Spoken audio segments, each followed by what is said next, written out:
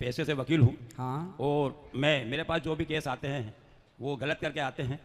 कोई बलात्कारी आपके पास आ जाएगा तो क्या आप उसे भी जिता देंगे? बिल्कुल यदि आप बिल्कुल बिल्कुल, हमारा पैसा ही है ना यही। हाँ तो अनिरुद्धाचार्य महाराज की एक वकील ने बोलती बंद कर दी। जी हाँ दोस्तों, भरे दरबार में ऐसा पहली बार हुआ है जो कि किसी ने आकर के अनिरुद्धाचार्य महाराज की बोलती बंद कर दी। मतलब जो भी अनिरुद्धाचार्य बोल रहे हैं उसके काउंटर में जो है ये वकील बोले जा रहा है। मतलब अनिरुद्धाचार्य महाराज की बात को चलने नहीं दे रहा है। अभी आपको सुनाता हूं ये जो बोल रहा है वकील। और पैसे से वकील हूँ। हाँ। और मेरे पास जो भी केस आते हैं वो गलत करके आते हैं। ठीक है। किंतु मेरा करते हुए उनको बचाना है। अच्छा। तो मुझे कोर्ट में बहुत झूठ बोलना पड़ता है, जब जाके उनको बचाता हूँ।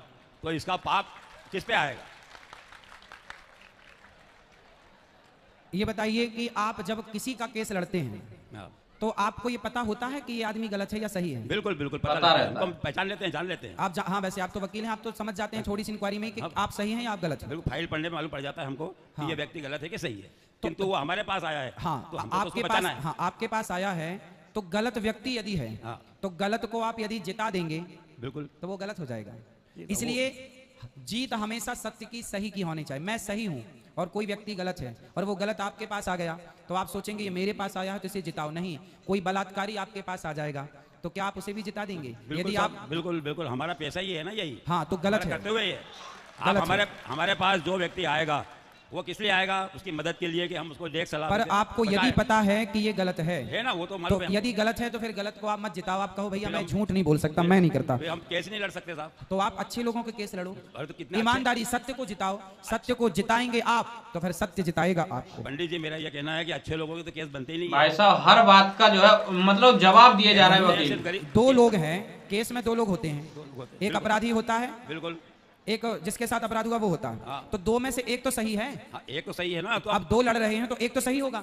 तो जो सही है आप फाइल पढ़ के समझ लो कि कौन सा सही है। जो सही है उसका केस आप ले लो, भाई तू सही, मैं तुझे जिताऊंगा, और तू गलत है भैया मैं तेरा केस लेते ही नहीं। जो सही रहता है ना उसका केस तो गवर्नमेंट लड़ती है, हम थोड़ी लड़ते हैं। वो सरकारी वकील लड़ता है। हम तो उनके केस लड़ते हैं जो हमारे पास आता है प्राइवेट वकील, उनके केस लड़ते हैं, उनको बचाते हैं हम।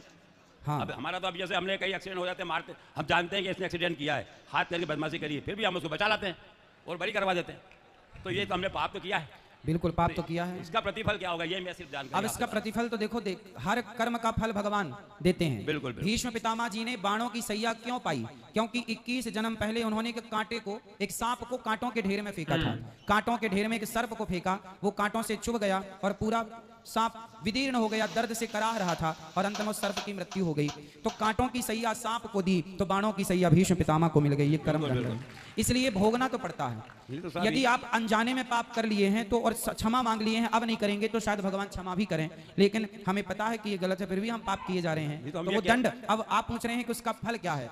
दोस्तों ये जो वकील है ये कहना चाहता है कि भाई मेरा काम है, ये मेरा कर्म है, ये मेरा काम है और मुझे ये सब करना पड़ता है। हालांकि मुझे पता रहता है कि हाँ ये जो बंदा मेरे पास आया है ये गलत है, लेकिन अब बहुत सारे लोग हैं जो कि जैसे प्रशांत बौद्ध ने इसके ऊपर वीडियो बनाया था, ये कह रहा था कि भाई ये तो उसका कर्म है, ये उसे करना पड़ेगा। अगर वो जो है ये काम नहीं करेगा तो वो अपने घर की जो है चूल्हा कैसे जलाएगा, अपने बीवी बच्चों को कैसे पालेगा, कैसे 4 वक्त की 2 वक्त की रोटी वो खा पाएगा। तो मैं कहना चाहता हूं अगर तुम गलत कामों को अपना कर्म बनाते हो तो ये तुम्हारा कर्म नहीं है, ये तुम पाप ही कर रहे हो, ये तुम्हारी गलत फहमी है, ये तुम्हारी भूल है। अब तुम गलत कार्य को ही अपना कर्म बता रहे हो। कोई चोर है, वो गलत तो काम कर रहा है, उसे पता है हाँ भाई वो गलत काम कर रहा है, अब वो कहता भाई मेरा तो चोरी करना काम है, ये तो मेरा कर्म है। तो इसका मतलब ये नहीं हुआ कि वो पाप नहीं कर रहा है, वो पाप कर रहा है। अब वो पाप करने वाले जो काम होते हैं जिससे कि हमें पाप लगता है, जिससे कि हमें जो है गलत चीजें जो है सीखने को मिलती हैं, वो उसको ही अपना कर्म बता रहा है तो वो कर्म नहीं है, वो गलत चीजें हैं और वो गलत गलत ही रहेंगी। बेशक तुम उसे टालने की कितनी भी कोशिश कर लो कि भाई ये तो मेरा कर्म है, जैसे कि ये वकील कह रहा है मुझे पता रहता है कि मैं फाइल देख के पहचान लेता हूं भाई कौन बंदा सही है कौन बंदा गलत है।